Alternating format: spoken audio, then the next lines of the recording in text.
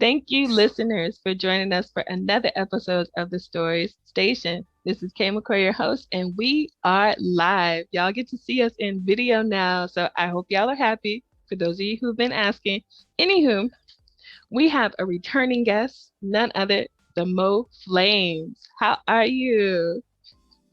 Hey, I'm So doing y'all, great. I'm happy to be back with you. thank you. Y'all like how we did that? Like we haven't been talking for like 15 minutes already. Right before it even started, like yeah, it's like, Before oh hey, you how you doing?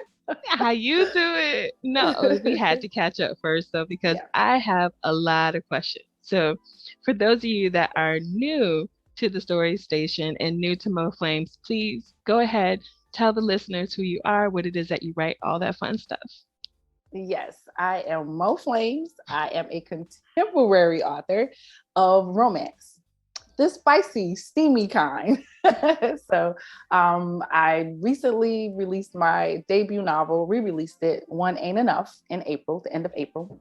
And I am now getting ready to release the sequel.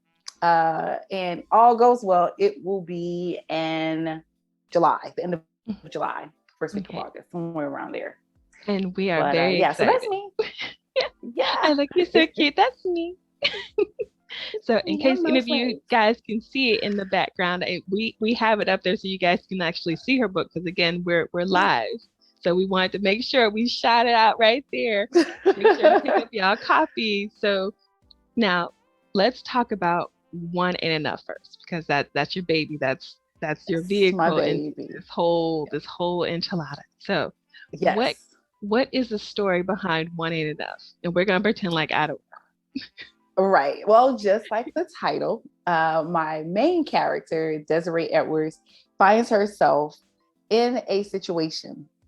She's married, but she runs into her ex boyfriend's best friend. Mhm. And then they have this amazing moment that probably should have happened some years ago. And basically, they end up messing around. And then Mhm. she runs into the ex boyfriend.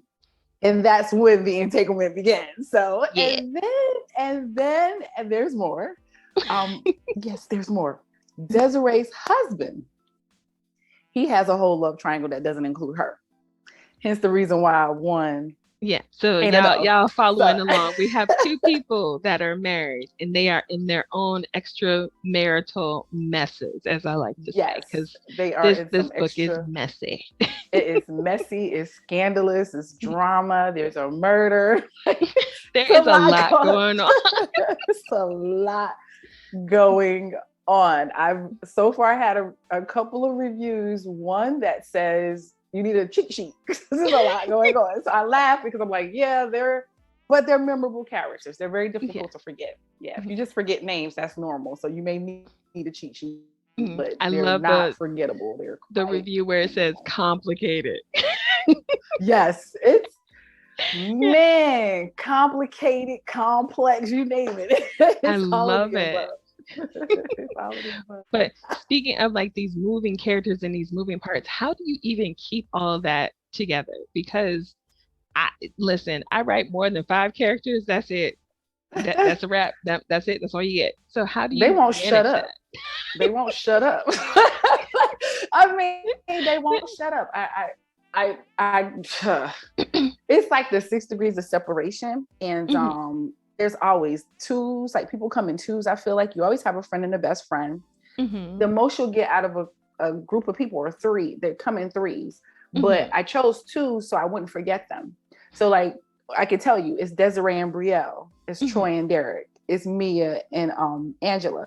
Then mhm. there is, of course, the one that's out by himself who ends up getting murdered, but Rico. But then you get Jamal and Angela. So Yeah, that was kind of like the idea. It would come into, so if I'm talking about one, I'm always going to think about the other one because that's their friend. yeah. Um, they're normally going to be together. Mhm, They're going to remind me, hey, what about my friend? yeah, She's coming over today. What about my boy? We're going out tonight. So it was like that. It was much easier to keep up with them in their lives because they were intertwined. And that 6 degrees of separation, that yeah. makes the plot twist so much better in this book because somehow or another, there are people who don't know each other. But it's like you guys are so close. Like you literally could touch him because that's how close you guys are with your ties. And they don't cross until, and I mean, they're all, and I can tell you this much, it's not a spoiler, but at the end of book one, they're all in the same room. And it's like, they don't know what is going on. I live for that, because you don't know what you don't know, and you don't know who knows what. Who knows I what? mean, Exactly. I mean, with the exception of the odd person out, 'cause I don't want people to, I don't want nobody the to be like, odd person out. Yeah. No, you don't know. You won't know till it happens. You got to buy the book. You got to get it. You got to get to that end and be read like, it. Yeah, and then go online, go on Twitter, and let her know, hey, you ain't it. You need to give us you ain't ish. Like sequel. you can say you ain't ish. Like Mo, you ain't ish for this. Like literally, you ain't ish. Fix this right now. Right. But that's how I do it. They come in twos for me. Usually they have a friend, and I'm able to keep up with them that way. And then of course I have character. Everybody has a character profile that I create in a software called Scrivener. They have a picture and they have a whole life. So I know everything like height, build, shape, size, background, like where they live, where they came from, like who are their parents, which I can honestly say in my first book, I didn't develop my character. Well, the same book that's being re-released, the first version of One Ain't Enough, I didn't feel I developed my characters as well. I knew they all had backstories and I knew they had more scandal and drama. It was me in the eye. So I'm like, this time around, I'm giving them who these people are. You're going to know their ages. You're going to know where they're from. You're going to know who their parents are. You're going to know their siblings. You're going to kind of hear these things and what they're doing, their lifestyle. So it was fun creating all of their profiles and figuring out, oh, okay, yeah, they come from the same city. He moved, everyone pretty much migrated to Georgia, to Atlanta, except at least 3 of the characters. They're all from Atlanta. So yeah. I love that. And again, that's just like my listen, the whole 6 degrees of separation, you write that so well, and I'm just like, I need to read it. And of course that's why when people find out, okay, so this is the ending, right? You're like, no, this can't be the end. There's more. There's definitely more. There's more. Because you did mention that there's going to be a sequel, and you got some other things going on with the story. Where can people expect the sequel to pick up on? Because again, that's probably going to be released in July, hopefully. So where can they expect that sequel to pick up? It's going to pick up where Desiree, I give them a snippet in book 1. She's on the air, she's leaving town from all the chaos and drama that she herself has caused. That she caused. And she's like, I need to get out now before I really, she just loses it for a moment and thinks the best way to deal is to leave. So she literally leaves the situation right where it happens. And she's on a plane and she runs into another situationship. So it picks up with her being in another situationship. Yeah, so it's like, she ain't learned nothing. Girl really ain't that she ain't learned nothing. She ain't learned nothing. But to her defense, to my girl's defense, Desi really wasn't that guy. It wasn't that guy, but he was there. He was a former lover of hers, but that's who was on the plane when people passed the years. Who was on the plane? You have to be a Desi apologist, because otherwise you won't be able to write it. So exactly. You go ahead. You my girl like that. Defend her till the wheels fall off, but we know I'm riding with Desi. That's she leads this off. She's the lead.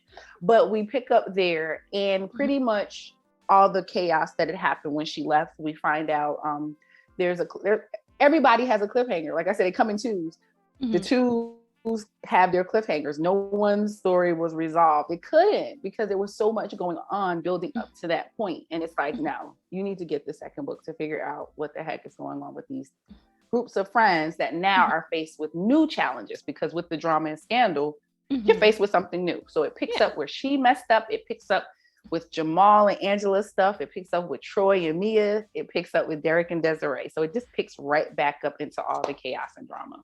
And then new Troy and Mia. I have never seen a messier pair in my whole life. And I grew up watching soaps. Okay, that's where the name The Story Station even came from, y'all, because I grew up watching stories. So Troy and Mia, like, how did they even like? Okay, I know Desi and Troy started with Troy. Yes, but how did Troy and Mia even come to be? Because this is why I know. Okay, this is why I'm like ready.